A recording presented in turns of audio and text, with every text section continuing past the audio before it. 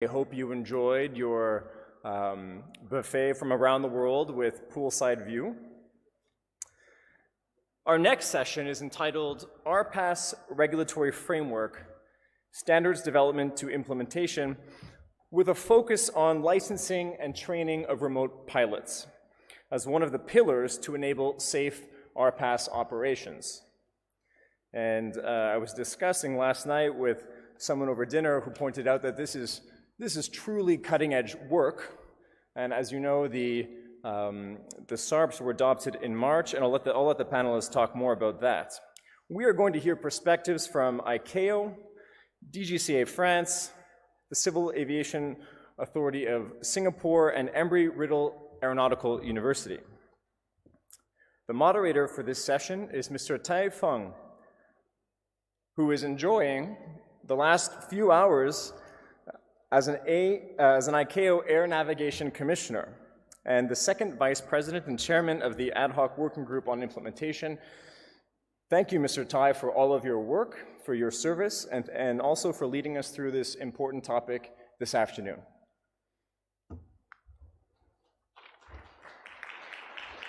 Thank you very much.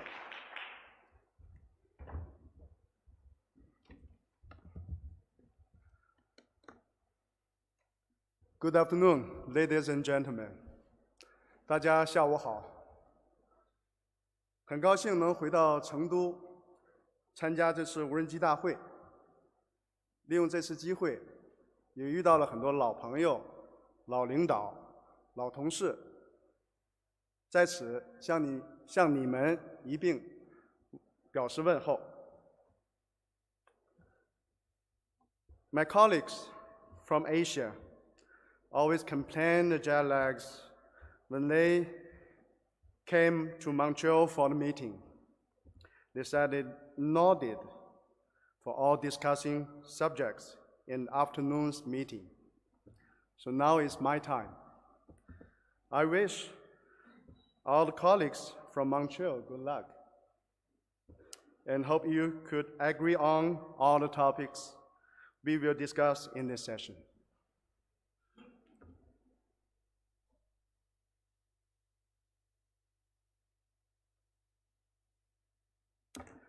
Unmanned aircraft systems are a new and challenging addition to a new program of the International Civil Aviation Organization.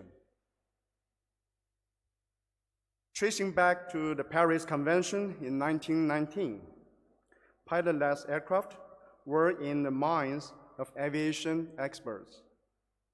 Today, the benefits to be gained from their unique characteristic are becoming ever more evident. The Unmanned Aircraft System Study Group was established by ICAO in 2007 to assist Secretariat in coordinating the development of ICAO subs, plans, and guidance material for several unmanned aircraft systems. And from April 2008 to July 2014 was the focal point at ICAO for all activities pertaining to UAS.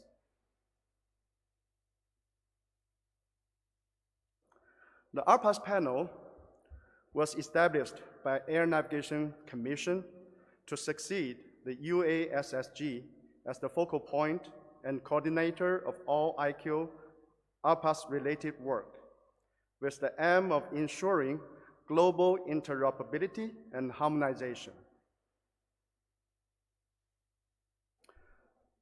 Through the work of the UASSG and the RPAS panel, ICAO published the first edition of the manual on remotely piloted aircraft system in March 2015.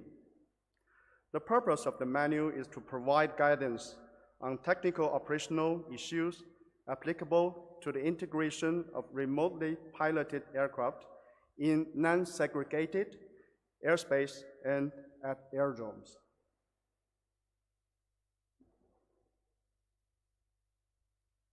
In order to develop a regulatory framework for unmanned aircraft system, one must First, be familiar with the existing framework that was built piece by piece as the phenomena of aviation grow.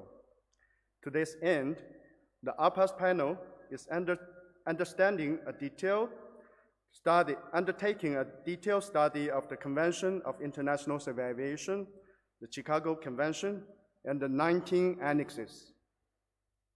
Every annex relates to unmanned aviation.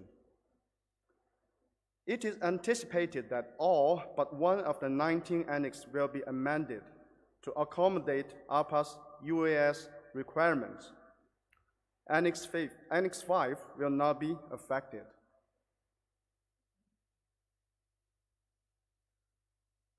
More recently, the new provisions are developing for the remote pilot license, for the remote pilot, student remote pilot, and instructor ratings, medical assessments, as well as license and ratings for students, for personnel other than remote flight crew members.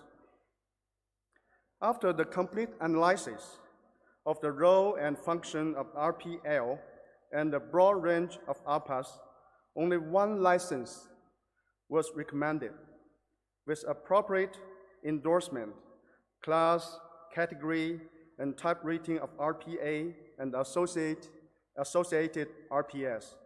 Operational limitation would best accommodate the diversity in current and future requirements.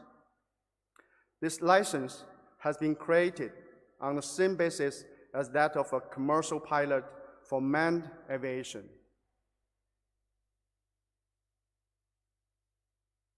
As it was mentioned by Secretary General this morning, in March 2018, ICAO adopted an amendment to Annex 1, Personnel Licensing, which introduced a regulatory structure for the issuance of remote pilot license and the provisions for global framework for the regulation of RPAS licensing to support international flight operating under IFR. To assess states with the implementation of these new provisions, ICAO is assembling a multidisciplinary group of global experts to review and make consequential updates to related ICAO guidance material. Given the critical role and the competent personnel play in ensuring operational safety, the guidance material development by this group of experts will help to ensure that states can properly approve and oversee their service providers' training program in advance of the amendment of applicability date November 2022. Licensing and training of remote pilots is one of the pillars to enable safe RPAS operations. In this session, we will talk about ICAO's evolving regulatory frameworks with standard development on these two topics already adopted, the challenges the states have to face during the implementation, and also the experience on the training sharing from Aeronautical Academia. After the presentation, we will take question and answer. I would like to invite Mr. Denis Jauvin. Denis is a civil aviation engineer with 35 years of operational and regulatory experience in the DGCA, French CAA, on different fields such as airport infrastructure, development and technical studies, airworthiness, and pilot training. Since 1990, he has served as a manager of various states in titles like maintenance factory and pilot schools. He was finally appointed in 2008 as one of the deputy directors of the French Civil Aviation Academy in 2008, managing pilot training centers with over 500 employees. In 2015, he joined ICAO in secondment from France within the RPAS program He is specifically involved in SARPs amendments, including Annex 1, introducing the remote pilot license for international flights. Denis is also a commercial pilot, flight instructor, and has accumulated over 6,000 hours of flight experience. Denis, the floor is yours.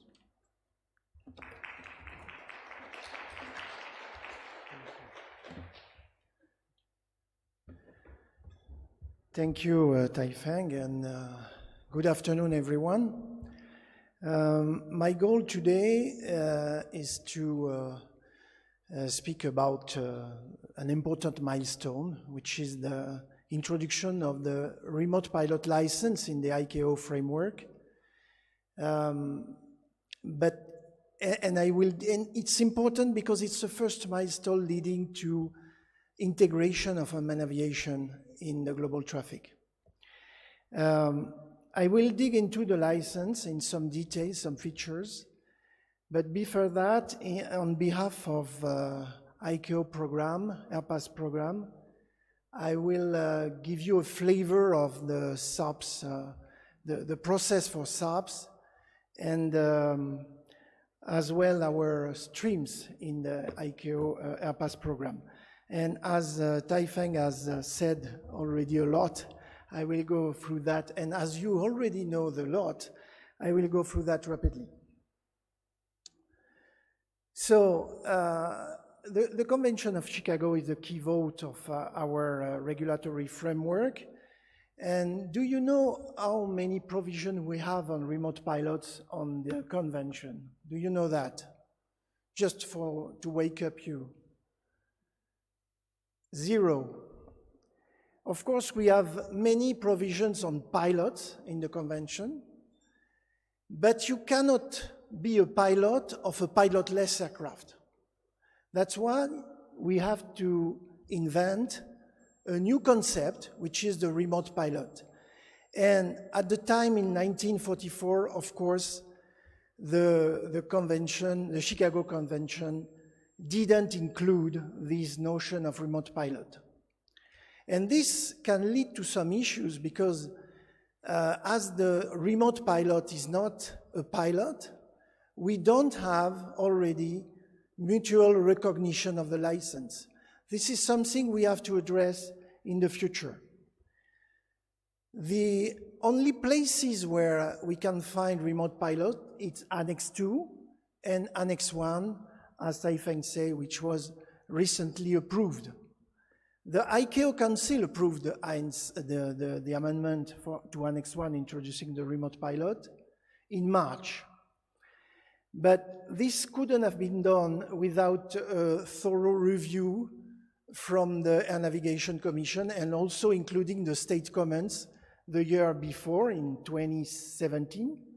And of course, the Secretariat is following all this process from the starting point of an RPAS panel to the implementation. We speak a lot of SARPs. I wanted just to put that on the screen and just to tell you that in the RPL provisions, the experts try to put the minimum standards as possible. And they prefer to put a lot of information in the guidance material. On this sketch, we can just point out the place where we have amended. So Annex 1, I don't see if you see my spot, Annex 1 here, and the PADS training, as Feng has said previously. The streams of work of the RPAS program at ICAO. We have 2 streams of work. The first one is what we call the full regulatory concept approach. It is a more demanding approach, the most regulated. And of course, in that one, we will deal with annexes. The other is more for US, all the other flying objects. And you can notice here the difference of taxonomy between RPAS for the full regulatory concept and US for others. So as Feng said, the introduction of unmanned aviation touches all the annexes, or almost all of them. And of course, ICAO has started the work. Annex 2, 7, 13 have been already amended. Annex 1 was approved this year.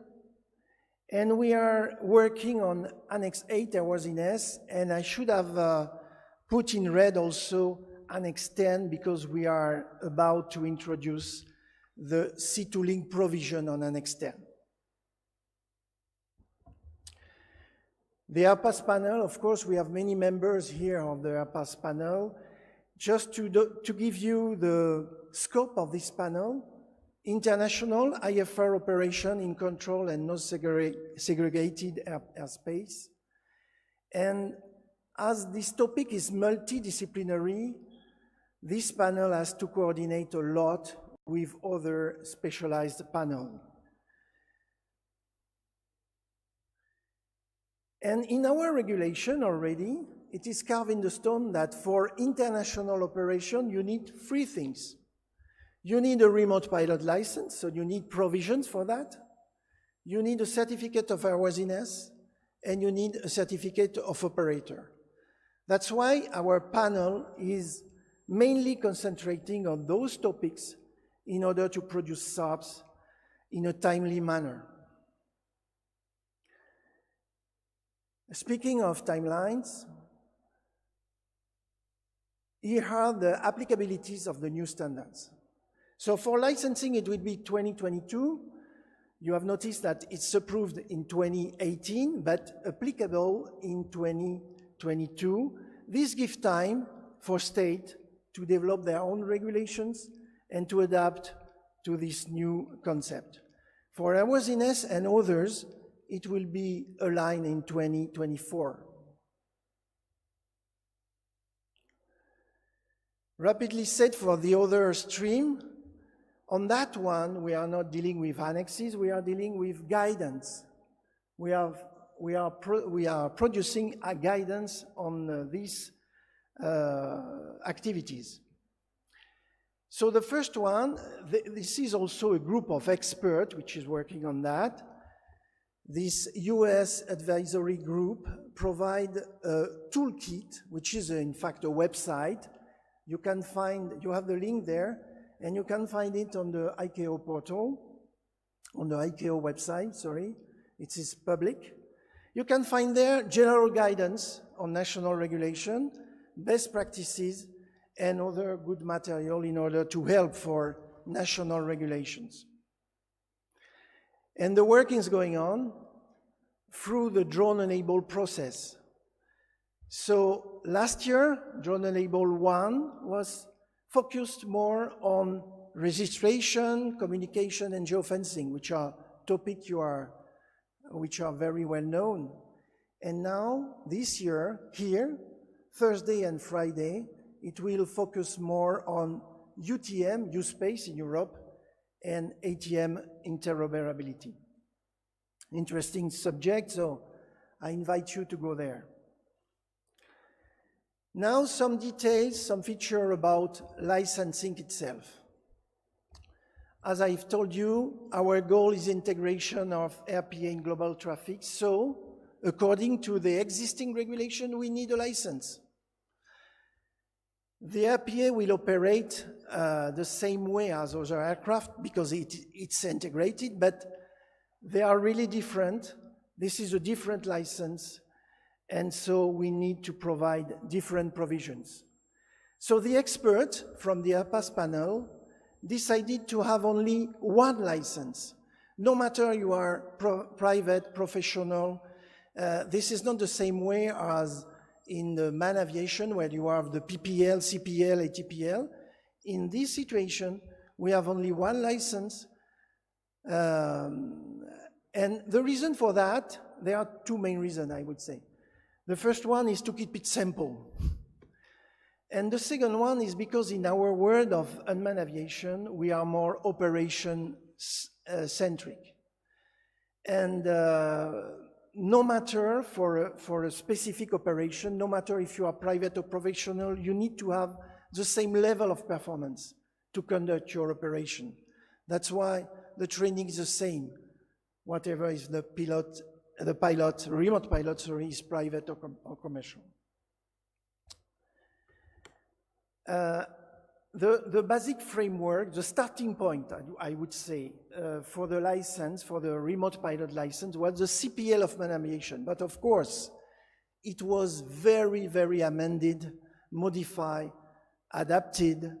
And one of the adaptation, for example, is the requirement for the medical requirement, which is only class 3 medical, because of course, the pilot is no more on board, so the requirements are less demanding, I would say. The main point for me is the introduction, and this is mandatory in our regulation, of the competency-based training and assessment. What is competency-based training? It's a training that gives to the students a set of competencies in a given context and for a given function. And a competency, I would say, if I can give you a definition, is a dimension of human performance that can predict good performance in the operation. The interest of this approach is first that the training is designed according to the operation, according to the function the RPL has to provide. And the other interest is to have a package of knowledge, skill, and attitude. Normally, in the traditional way, you have knowledge and skills. But in this approach, you had attitudes, which we call also non-technical skills. So this is a wider approach than the prescriptive one, the traditional prescriptive one.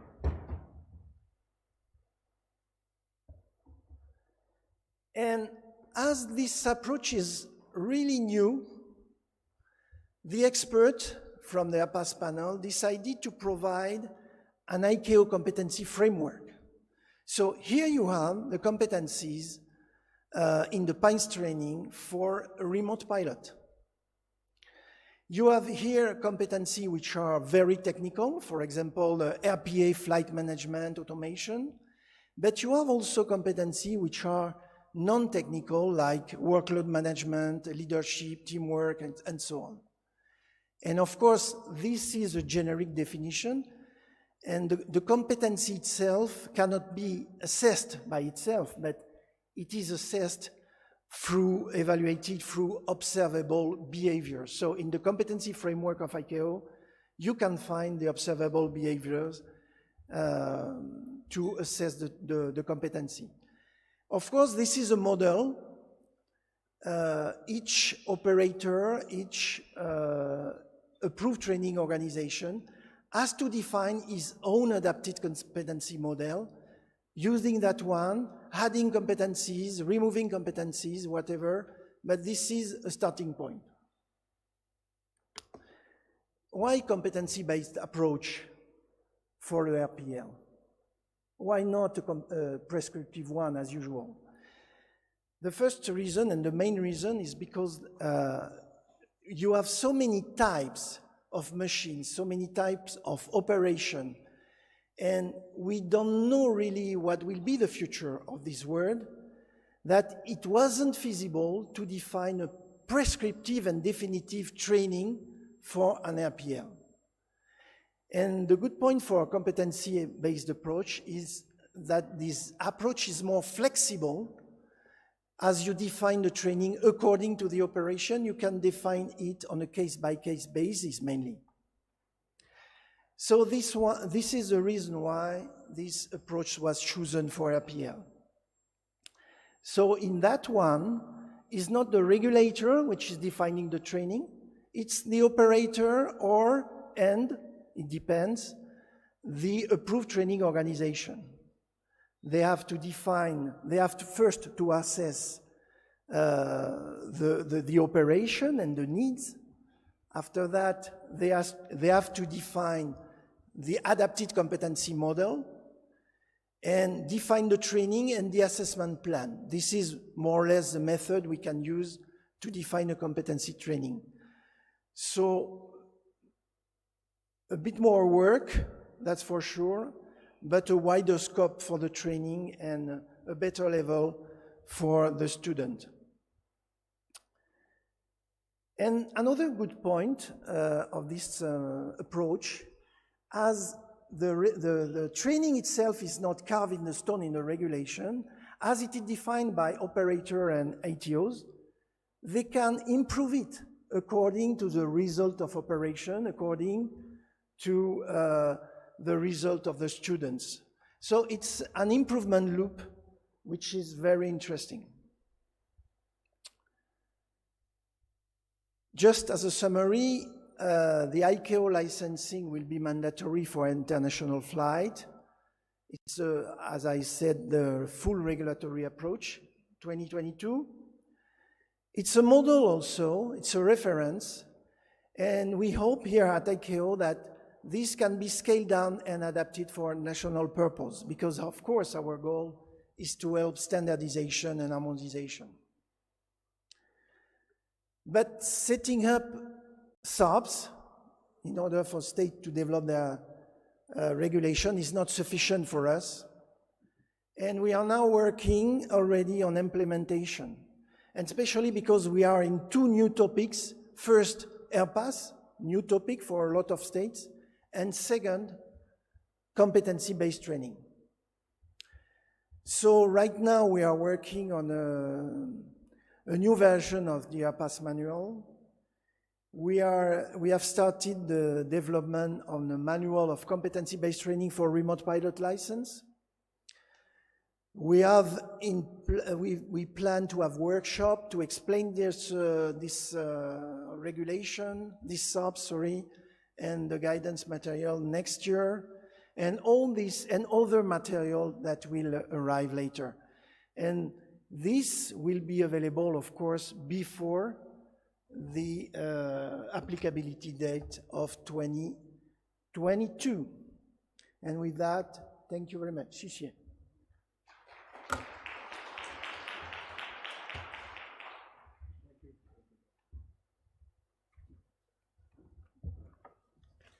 Thanks, Denis, for this very good beginning of the presentation. And next, I would like to invite Patrice Desvallées. After an aviation engineering degree and a pilot license in the southwest of France, Patrice also did postgraduate studies abroad in transportation engineering. His 27-year career covers all domains of civil aviation: aeronautics R&T, CNS ATM, airports, aviation security and safety, as well as international cooperation. Program Director for Strategic and Emerging Projects within the Civil Aviation Safety Authority. Patrice also is the French member of ICAO RPAS panel. Now, Patrice, please.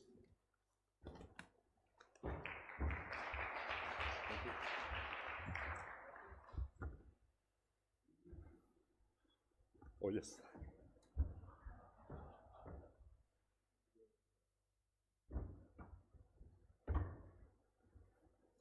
Good afternoon, everyone. I'm very pleased to be here today. And thank you to Hallyu, who is giving me a jacket because my luggage was delayed, and I should get it today, if all goes well. First of all, I'd like to thank the Chinese authorities and ICAO for organizing such a beautiful event, and I'm very honored to give you this presentation today. So it will be, I will be talking about challenging transition from regulatory development to national implementation. So there are some slides who have been detailed before, so I will go quickly on them. So basically, I will start with how radically new the RPAS are, and about national implementation, and more details about the scope, timeline, and the training. Also the planned implementation in France, and then we'll conclude.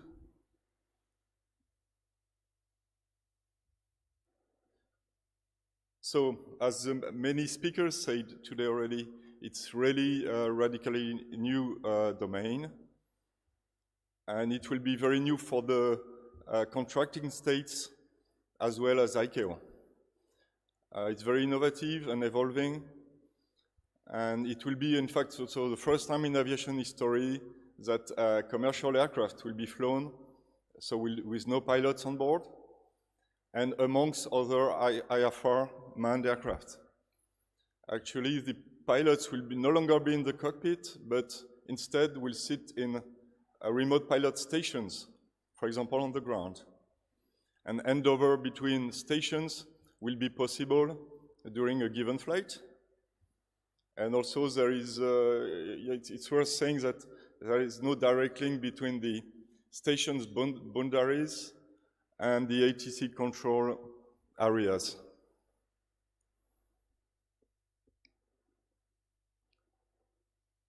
Yes, so for contracting state, it's going to be challenging. It's kind of a new way of thinking international aviation, and it's likely to take more time in order to allow for the evolution of the mindsets from manned to unmanned aviation.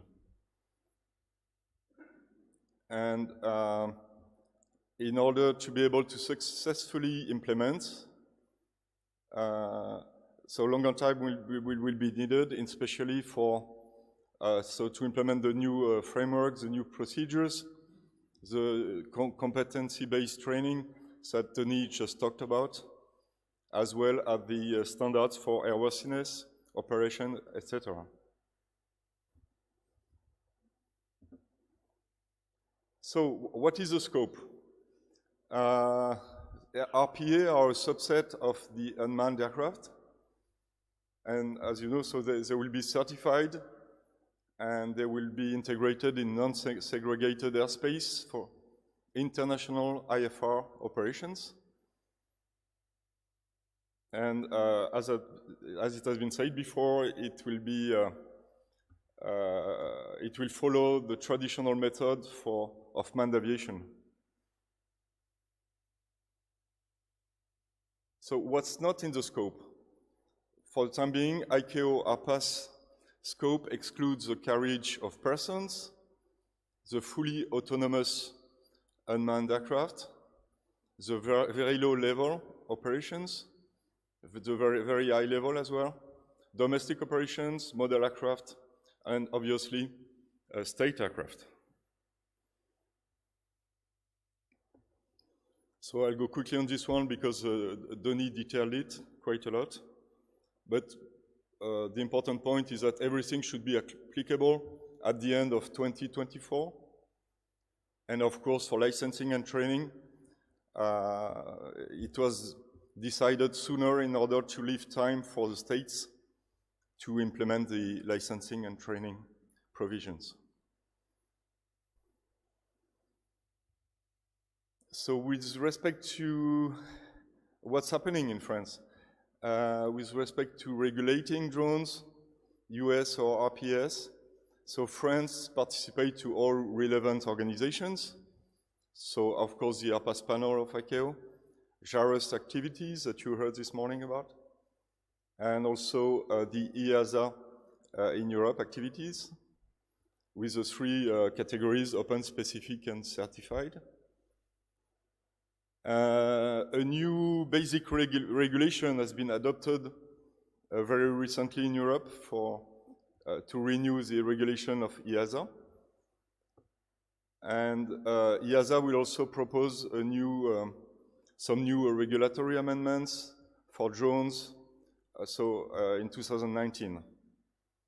And also it's important to say that EASA and ICAO will be completely aligned in terms of RPAS regulatory frameworks. This, so I pass because it has been described by Denis. So implementation in France. The implementation will take into account the framework provisions and guidance developed by both EASA and ICAO. And so we start preparing towards implementation in France of the remote pilot license and training guidance by Q3 2022. And also in the coming years, we'll develop a gated process in order to adapt to this deadline and implementation objectives of EASA and ICAO.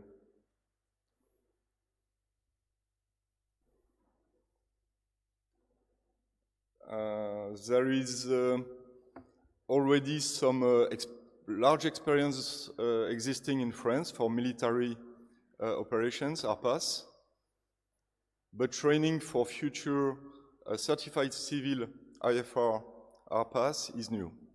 So we'll need new adapted courses, inspectors, instructors will be needed as well. And relevant oversight personnel will need to be familiarized with the new training provisions. The first phase of training personnel will have to be done, the first pool of trainers as well, prior to implementation, of course, in 2022. And so we'll try also to take advantage of the expertise from the military in the field and participate to the ICAO new advisory group, which is called RPLI, which is RPL, Remote Pilot License Implementation Advisory Group, which is developed by ICAO, and Denis is taking care of it as well. So for the conclusion, the novelty and rapidly evolving nature of certified IFR international RPAS makes ICAO regulatory and implementation processes quite challenging, given the industry innovation pace, also the diversity of projects, the technology readiness levels, which are various as well, different, and the system architectures and various also concepts of operations. The regulatory provisions will be applicable earlier than others concerning training and licensing, as we saw, in order so to leave time to operators and states to implement and to get prepared. It's important to say as well that the timely preparation of a well-coordinated and coherent package of ICAO standards and recommended practices, SARPs, plus guidance material. And so this preparation will be critical for successful future implementation by contracting states. And of course, France will continue to contribute actively to all the activities within ICAO, JARES and EASA, in order to succeed in this challenging task of implementing at national level the new regulation. Thank you very much.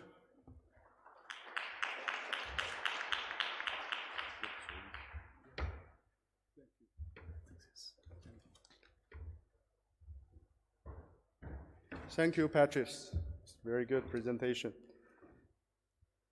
The next speaker will be Mr. Melvin Wong. Melvin is currently the head of the Unmanned Aircraft System section in the Airworthiness Flight Operation Division in the Civil Aviation Authority of Singapore. His section looks at the safety regulations of unmanned aircraft system operations in Singapore and work closely with other related government agencies in Singapore to ensure seamless regulations of unmanned aircraft operations. Prior to his current appointment, he has served in various positions in the Civil Aviation Authority of Singapore and in the Singapore Ministry of Transport. looking at regulation of maritime transportation, aircraft maintenance organizations, and foreign airlines. Melvin, you have the floor, please.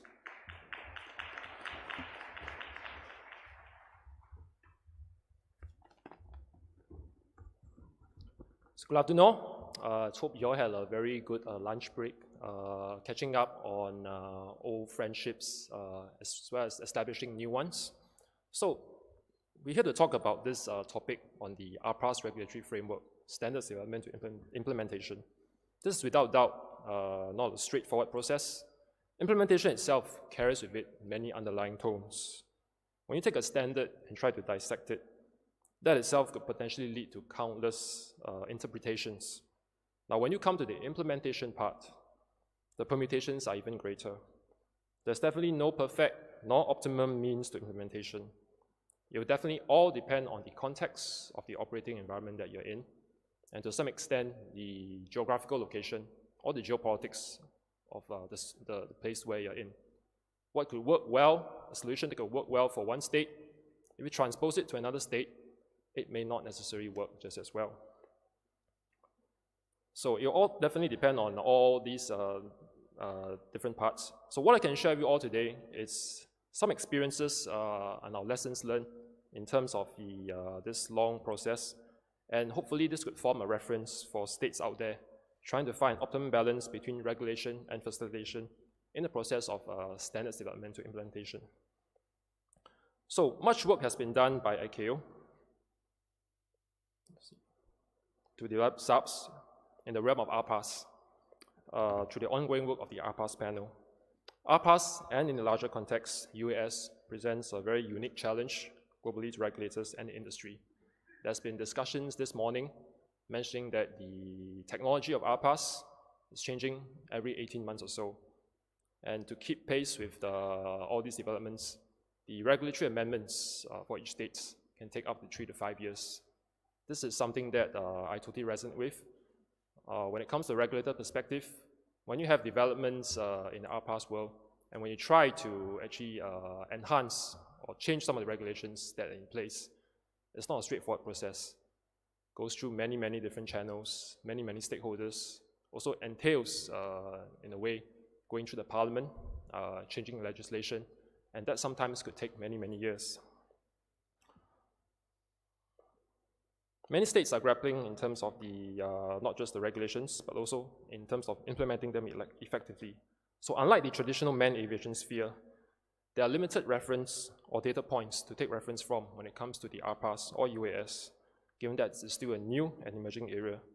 So in some ways, this could be a positive aspect, as it allows ICAO and many states some extent of free play in determining what is best or the most ideal in terms of regulations and the downstream process of implementation, in some ways without being bound by the traditional views and concepts that we might sometimes see in the manned aviation realm.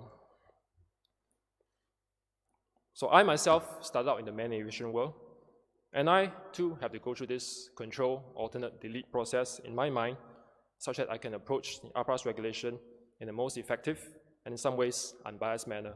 In some ways, it requires actually shedding off some of the baggage that we all carry when we work in the manned aviation realm.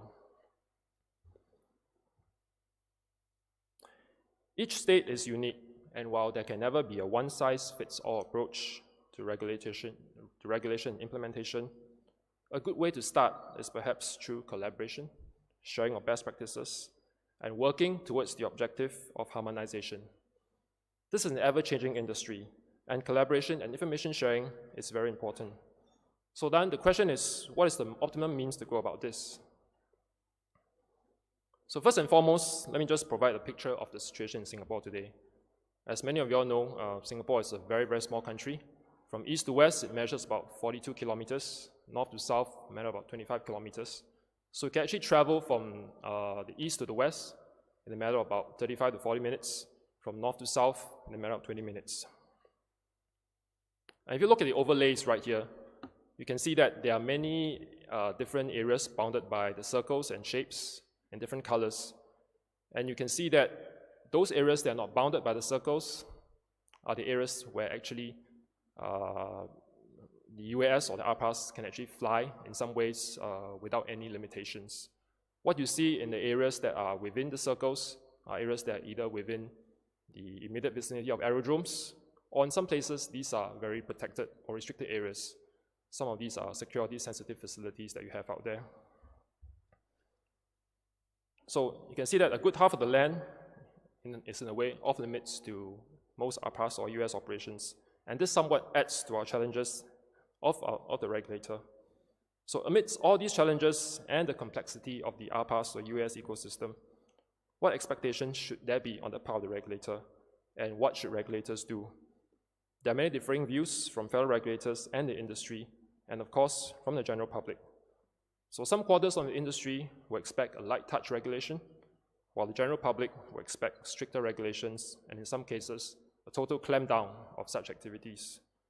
So one unique aspect of the RPAS or US ecosystem is that it cuts across many realms. You can talk about airspace, operations, airworthiness, certification, pilot licensing, etc., etc. In the ICAO RPAS panel, the areas of expertise and scope is wide-ranging. You also have an interface with, as I see, 9 different other panels in the ICAO. And compared to the other conventional panels you see in ICAO, which deal with a specific area of expertise. In some ways, we're also dealing with a non-conventional segment in the aviation sense. Some of them may not have the kind of mode or safety rigor we expect to see in the manned aviation professional realm. I myself, I dealt with licensed aircraft maintenance engineers, pilots, back in my previous life as a manned aviation regulator. And in some ways, they are ingrained with that kind of safety rigor and thinking. But when you come to the RPAS world, being a new emerging area, you see many, many mavericks out there with many, many different ideas, new funky ideas, and some of them are trying to push the limits. To some, rules to them could be a nuisance. And in extreme scenario, they see that rules should be constantly challenged, and rules are meant to be broken. So this somewhat adds to the challenges. And when you talk about remote pilot licensing, you also deal with, in a way, remote pilots that could be based in different parts of the world. Talk about international operations, the handover. So in the sense, how should regulators approach this?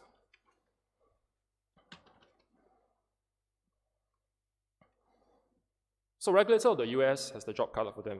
There are many, many roles for them to play, some which might not even cross the conventional regulator minds, and those that are used to dealing with the status quo. So in some ways, old concepts and thinking may need to be tossed out the window. So what should we do? It's important to focus on alignment of thinking and prioritization. What we mean is prioritization of resources. Why is it important? When you have numerous stakeholders representing different segments from numerous forms of use cases, each with their own use list, regulators sometimes find themselves thrust into a precarious situation. Which request should we look into first? Which use case should we facilitate? Which use case will offer the greatest contribution or value proposition to the overall benefit of the country? It's a tough call. So to be able to make a balanced decision, one that will take us all in the right direction, is to ensure an alignment of thinking and exercise in the prioritization of resources. So some of the key areas to consider is, what is the intended end state? What are some of the policy considerations? Are they implementable, or are there other alternatives? When we talk about performance-based approach, should the regulator be prescriptive? Should they prescribe as much as details as possible? Or should they leave it to the RPAS operators or the industry to give them some amount of free play to ensure that as long as they meet that particular end state, that is okay? Should we consult the stakeholders, and who should we consult? Given that the RPAS is a very wide-ranging field, should we just consult only a limited few? Should we just consult the current training organizations? Or should we even consult institutions, education institutions, that could potentially one day offer courses in remote pilot licensing? At the point of standards development, we may not have the answers to all of these questions, given the ever-changing nature of the industry, but it's important that we are mindful of these areas. In some cases, the people setting the standards may be a different group of people from those responsible for the implementation part of the house. If that's the case, then you need to have an alignment of thinking between these two groups in a way to minimize any disconnect or conflict. Beyond that, managing expectations from various quarters of the UA industry is also important. Besides striking a balance, you also need to regulators would sometimes take the hardline approach and impose an outright ban. They take the deterrence approach, but is that the way to go? On the other end of the spectrum, should regulators be facilitative and prioritize economic considerations to the point of being lax on regulations? Either approach will not cut it. Therefore, striking a balance is important. One that accords industry players reasonable space for free play, to test out new concepts and use cases for this emerging industry, and at the same time ensuring that these are done within the bounds of regulatory requirements and ensuring that the safety standards are met. While we've been talking about the importance of regulation and balancing it with facilitation, the alignment of thinking between the relevant stakeholders and managing expectations, we also need to address another important aspect in the entire RPAS ecosystem. You can have a very set of comprehensive regulations and a very facilitative regime, striking a right balance in enabling meaningful use cases, ensuring that all is well and done. But what about the general public and the vast majority of the UAS users? They'll need to be engaged as well, and in a sense, educated on the importance of regulatory compliance. So these are some of the steps that, in a way, we have taken. We've done an engagement exercise. We have tried to make it easy on our CS website to make it understandable, to engage the general public on what are the means to fly UAS or RPAS safely. We've also done a full-page advertisement sometime during the Christmas season 2 years ago. Christmas season is a traditional period for buying gifts and then gift exchange. So we also take the importance to actually to educate general users out there on actually ensuring regulatory compliance and operating their UAS and RPAS safely. Lastly, there's also a need to bring everything together, to collaborate. So the regulator definitely cannot do it alone, and neither can the industry. All these parties need to work hand in hand to unlock the potential of RPAS and UAS, and to do it in a sustained manner. Regulators will also need to support the work of ICAO and other global bodies, and integrate all these efforts together seamlessly to ensure no duplication of work. So it's only through all these collaborative efforts that the US vision of enabling beneficial use cases and also enabling a seamless process from standards development to implementation can be achieved. So take the words from one of the earlier presentations. Collaboration is important, and with that, I leave you this quote: "No man is an island. We're all in this together, and we all learn from one another." Thank you.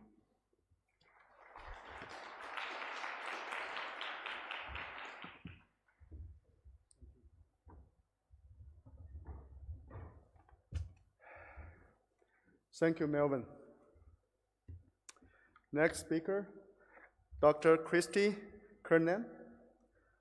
Kristy is an assistant professor in the College of Aeronautics at Embry-Riddle Aeronautical University, where she serves as chair of the Master of Science in Unmanned System program.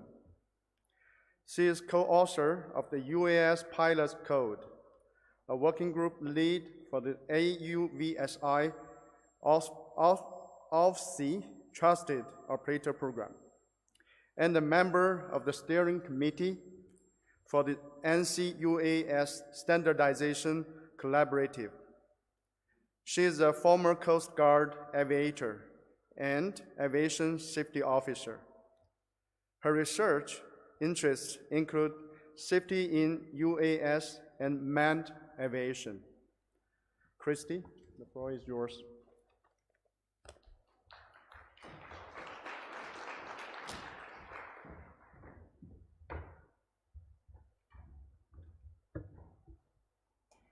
Thank you to the government of China and to ICAO for inviting me here, to Embry-Riddle for having the wisdom to invest in sending me here, and to Mr. Feng for organizing this panel.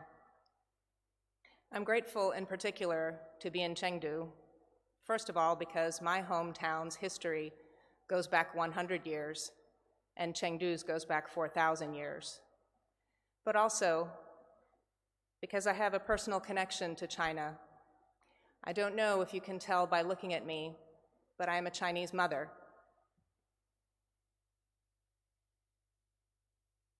My daughter was born 1,100 kilometers from here in Hunan province on February 15th, 2007. When she became an American, we all became a little bit Chinese. We heard this morning that a bosom friend from a faraway land brings a faraway place close to home. Thanks to Anna, China is a part of my life every day. My parents were born in Europe. I was born in Australia. One of my children was born in China, and 3 were born in North America. So I sometimes feel we could have an ICAO meeting at our dinner table. But long before I became Anna's mother, I flew the Falcon 20 in search and rescue and law enforcement missions for the United States Coast Guard. This is obviously a corporate jet, but we modified it for search and rescue. For one thing, we put a big hole in the bottom of the airplane that we could open up to drop things that boaters in distress might need: pumps, life rafts, food, radios. Now, I'm an American, so I have to tell a story.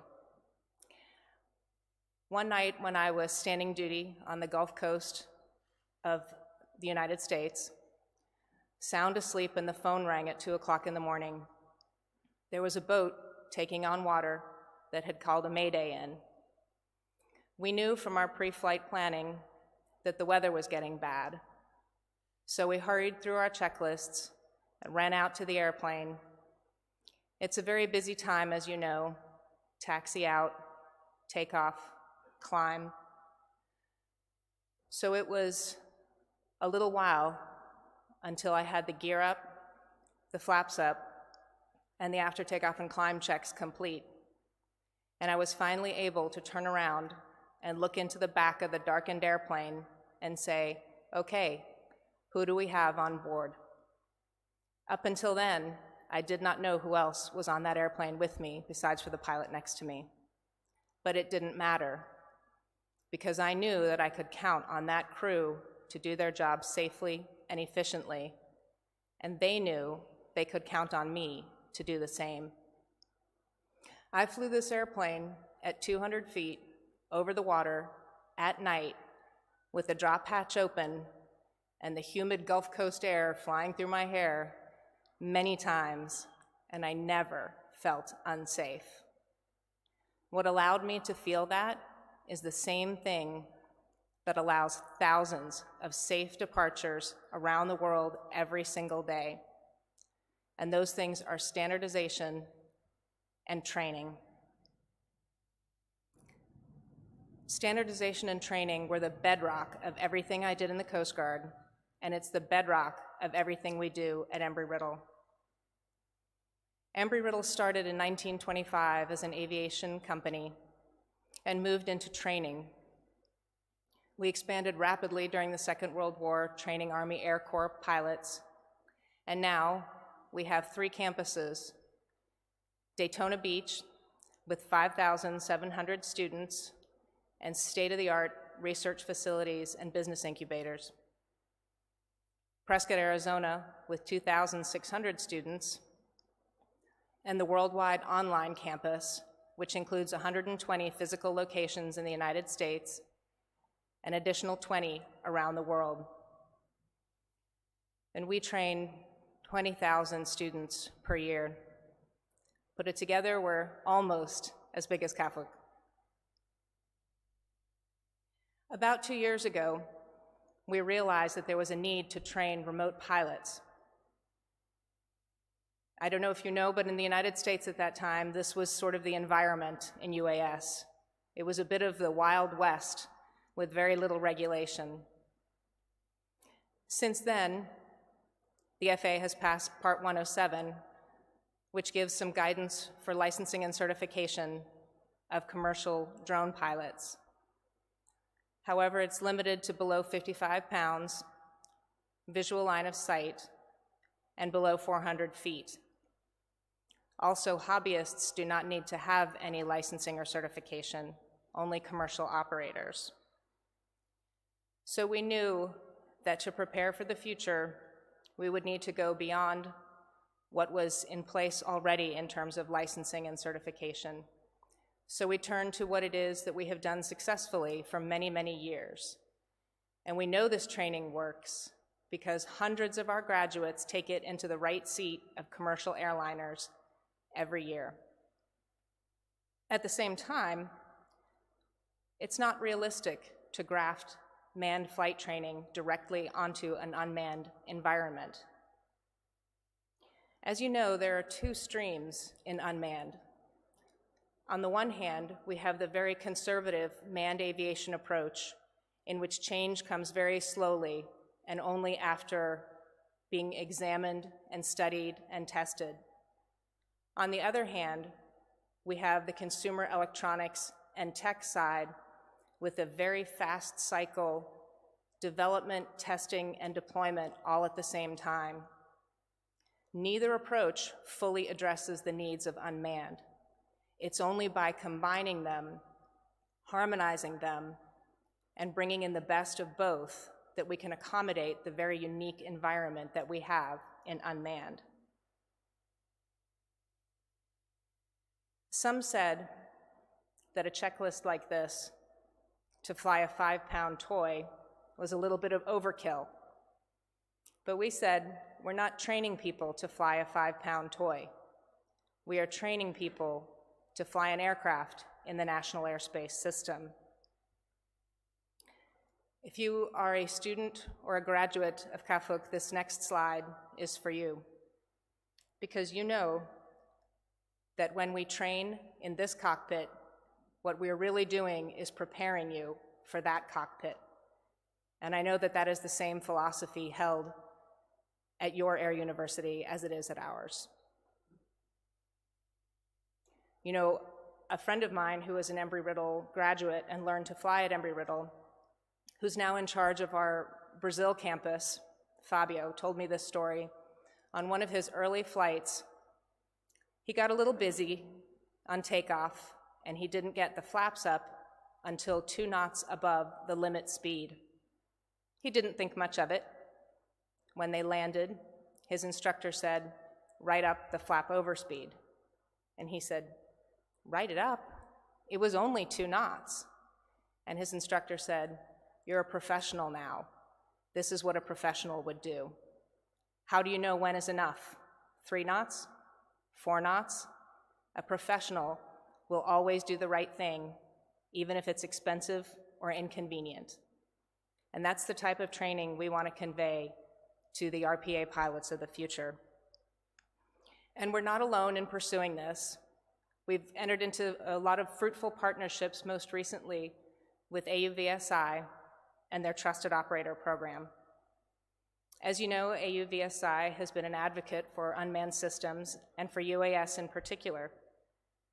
And in responding to the needs of the industry, AUVSI realized that the industry itself wanted more licensing and certification. We sometimes think of regulation as something imposed from above that can stifle innovation. And while at the extreme that is true, as you all know as regulators, it can also provide the stable platform that allows for growth of an industry. And that's what AUVSI recognized. So in partnership with industry, academia, and government, they developed the Trusted Operator program, which is a third-party certification for, in this case, drone pilots and operators at 3 levels. And these levels must be starting to look familiar because they mirror the 3 levels that we have been hearing about. It's a risk-based approach that focuses on the mission as well as the equipment. So at the lowest level, top level 1, is for the lowest risk missions, something like real estate photography in a suburban area far away from an airport. But even at this level, one of the requirements is that the pilots and the operators adhere to the UAS Pilots Code. And this is a code of conduct developed to reflect the professionalism that we strongly believe belongs in this community. Top level 2 is for a mission of higher complexity and greater risk. Anything, for example, requiring a waiver in the United States, for example, night operations. And level 3 is for the highest level of mission complexity and risk. For example, offshore oil inspections on an offshore platform.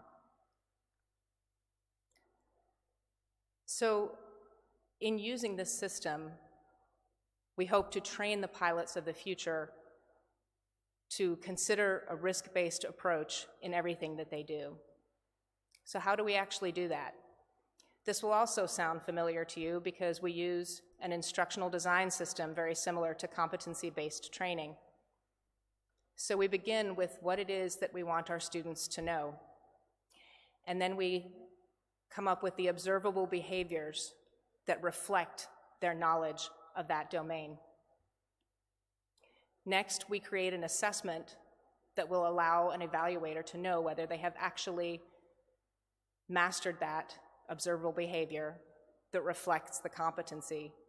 And finally, we provide a rubric so that there's standardization in whether or not those have been met. Further, we'll determine what training activities and necessary resources the student requires in order to learn that material. So for example, application of procedures. That is one area of competency that we might have. There are many observable behaviors, but as an example, one would be the correct application of a pre-flight checklist. The assessment for that might be watching the student actually complete the task, or having the student write a paragraph on the importance of standardization and checklist discipline. Then we provide the instructor with a rubric in order to have standardization in the evaluation of the activity. And then we would also consider, what does the student need in order to successfully master this? They'll need a copy of the checklist, of the flight operations manual, of the aircraft manual, and then what types of learning activities will enhance their learning of that material? A simulator, a tabletop exercise, an actual activity. Once we have done this, we will have a student who is perfectly prepared for the mission that they will be asked to execute. At the end of the process, this individual is trained exactly to meet the demands of the task. That's the role of any training organization, to take the competencies required and turn it into successful, repeatable, valid, and reliable training. And it's what we've been doing for about 100 years.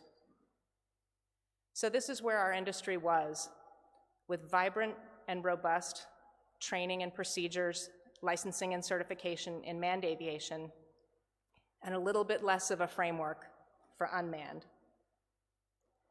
But this is where we are going. International IFR operations with unmanned aircraft and remote pilots. And Embry-Riddle is leveraging our experience to make sure that when the industry gets there, we will have the pilots that we need. Our remote pilots may never have the feeling of being at 200 feet over the water with the wind blowing in their hair, but they will have the same feeling of safe and efficient operations and confidence in their abilities that I had. And because of that licensing, standardization, and training that I got, not only did my crew and I come back that night, but so did the people that we were sent to help. So on behalf of my colleagues in the UAS RPA team at Embry-Riddle, thank you, merci, gracias, and xie xie.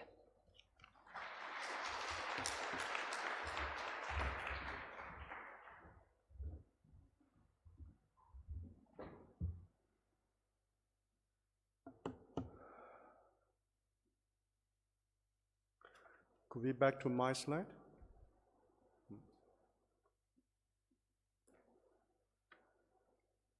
Thank you, Doctor. This is very good presentation about the training and also the challenge for the training.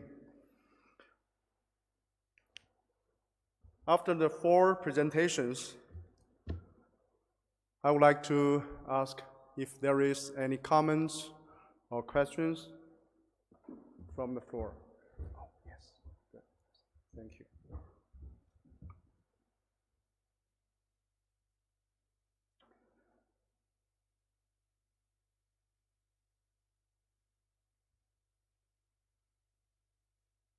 Okay.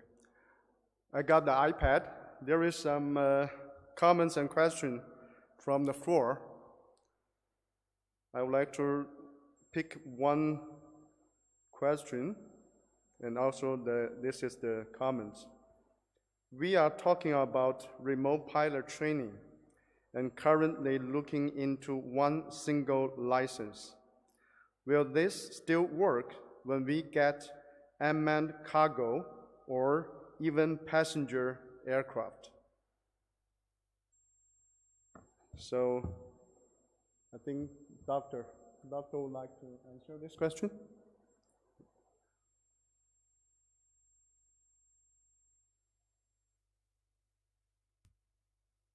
Is that working?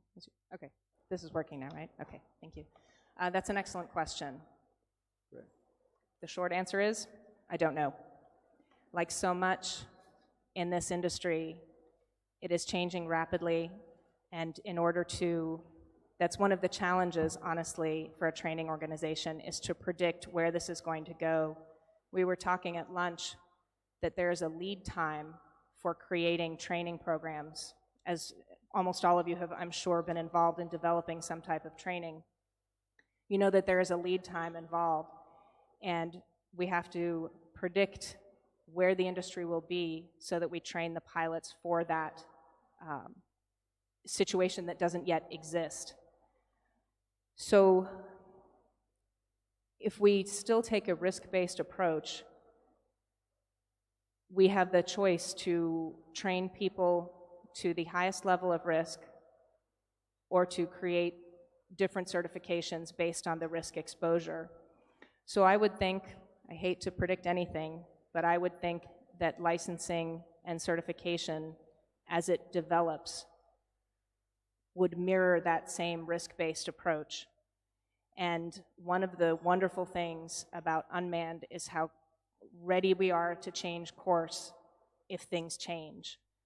So if we find that the processes and certifications we have now are insufficient and don't meet the risk-based approach that we want, then we will have to change course. And Embry-Riddle will have to pay very close attention to that to stay ahead.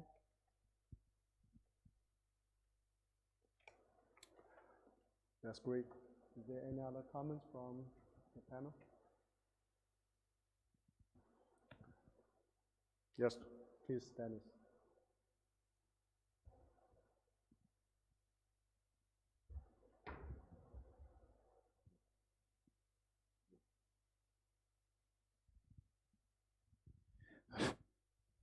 Yes, I would say that this is the interest of a competency-based approach, because we cannot say right now what will be the future of these activities. And we need to have trainings who can adapt to everything, almost everything. And that's why the competency-based principles starts, or methodology, starts with an assessment of the operation. And after that, we can build a lot of different things on it.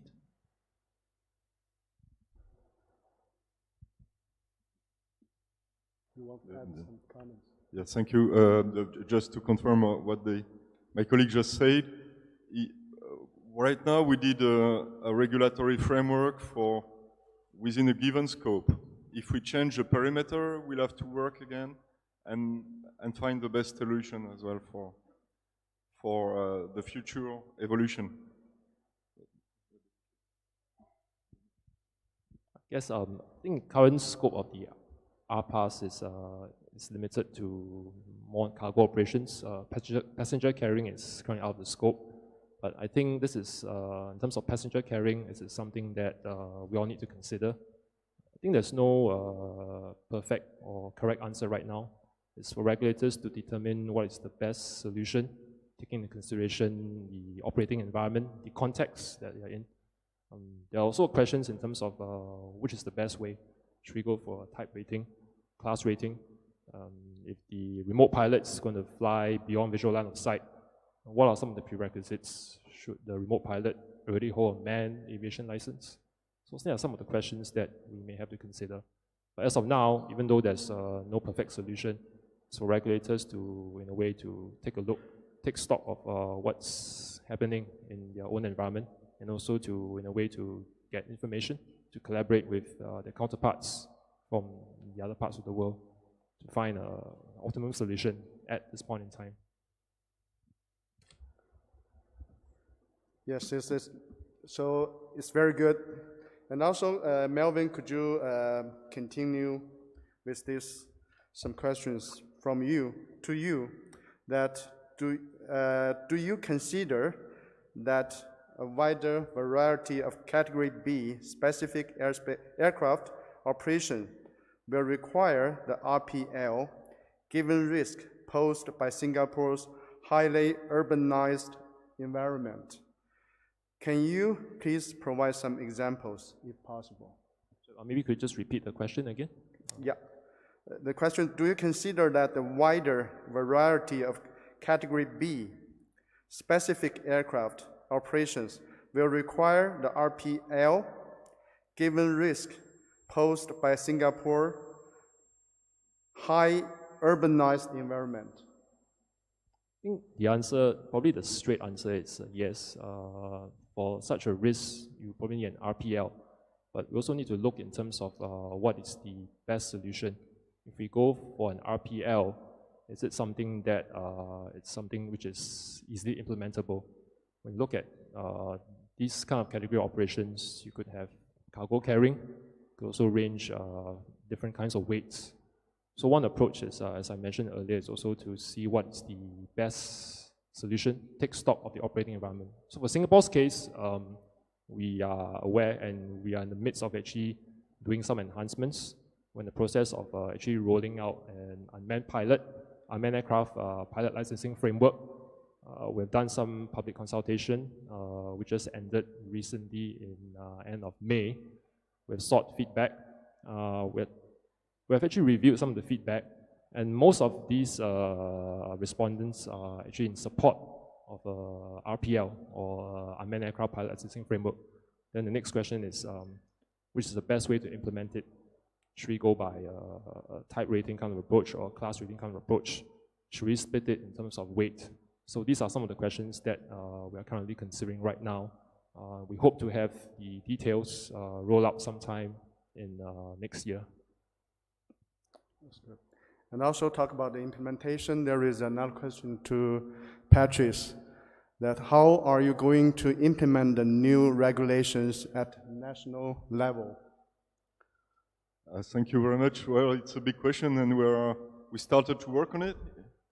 But of course, we'll also have to wait the future European regulation. And it's likely that we are going to create a group with all the relevant stakeholders and the militaries and the pilots and test pilots and somehow we'll try to implement all the provisions regarding training and remote pilot license. But it's something new, and besides I would say the military remote pilot in France, we don't have yet the experience of civil RPAS in the ICAO perimeter, in the ICAO. Yeah, so it will be challenging, but we started to have internal meetings about that, and I think next year we'll put up a process at national level in order to develop and be ready for that, basically.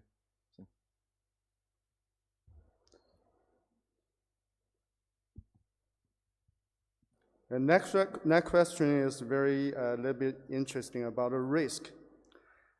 We talk about a risk-based approach, and this question is the risk-based approach seems to focus on risk of an RPA to manned aviation.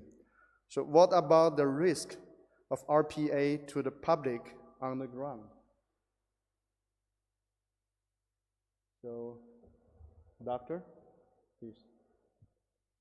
Stepping a little bit outside my lane here, but from conversations that I've had with my colleagues at the FAA, that is definitely a consideration as well.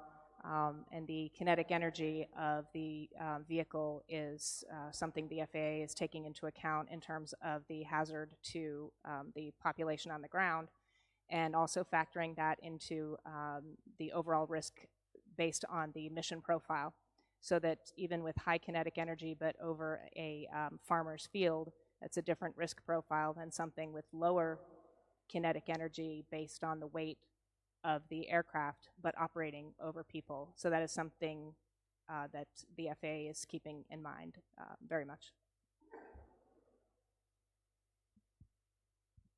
So I think in the realm of RPAS and UAS regulation, there's two main aspects most regulators have to address, and that's aviation safety, which is the risk of the RPA to manned aviation, risk of collision.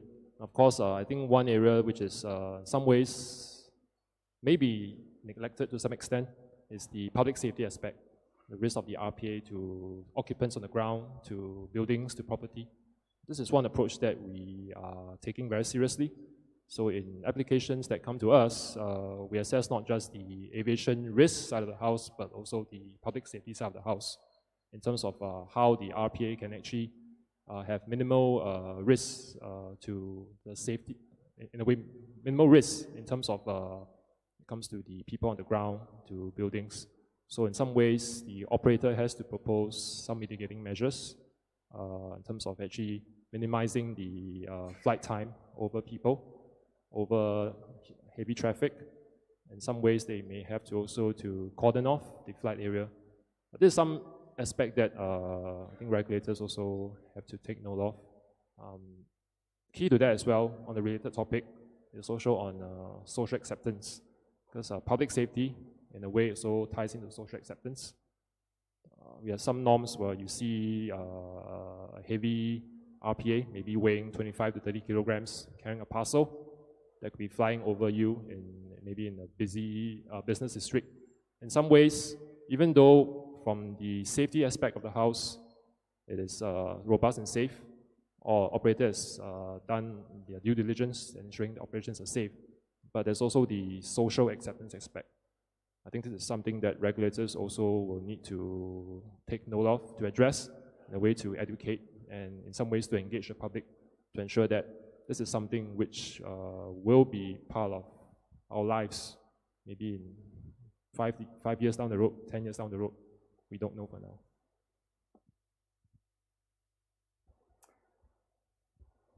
Denis, please. As I understand the risk-based approach, it must take into account all the risks, because you can have a risk for third parties, but you can have environmental risk, you can have a lot of risk. For me, it's all the risk, of course. So let's come back to the training. The question is, what kind of training do remote pilots would need for hobby or commercial purpose? The doctor, would you like to give some? I can only speak for the United States, but there is no training required for the hobbyist, and only for commercial operators. And the requirement for certification for a commercial operator is to pass a written test. Slightly different procedures if someone comes from with a valid manned license versus without, but ultimately it's a written test, and that's reflective of the lower risk profile that we are assuming for this category of less than 55 pounds. But that is, as I think you would all agree, a fairly minimal amount of training. And also there is a question to Denis. What are the main advantages of competency-based training? I would say for me, the first one is to take into account the operations and the final goal of the pilot. It's not a training by itself, it's a training for an operation. This is the first and the main interest for me.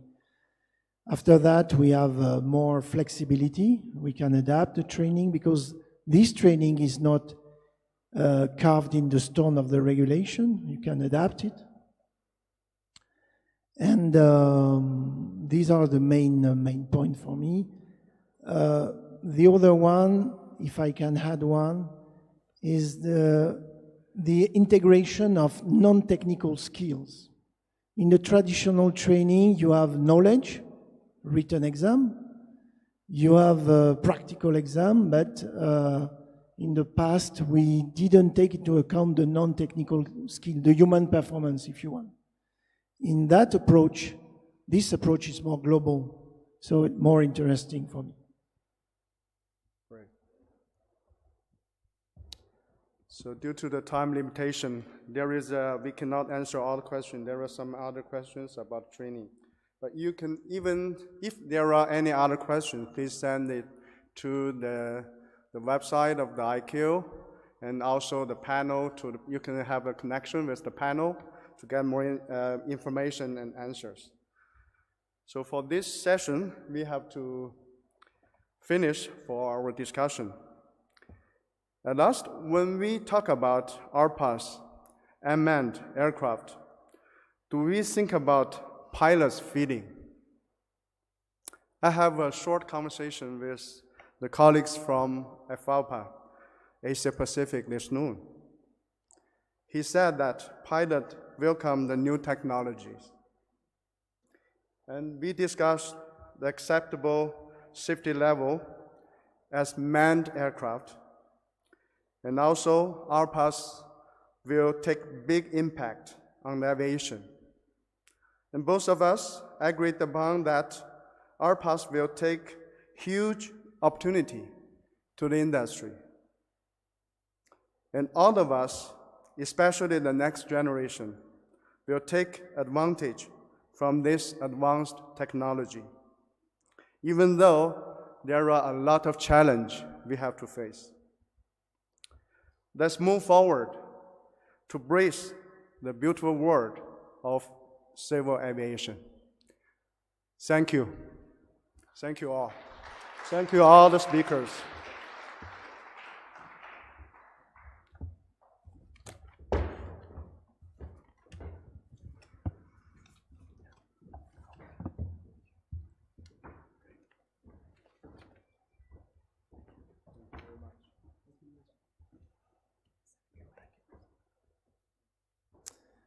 Thank you again, Mr. Tai, and to our speakers for helping us delve further into the RPAS regulatory framework with some current implementation initiatives regarding licensing and training, which is truly a critical starting point for ensuring the highest levels of safety.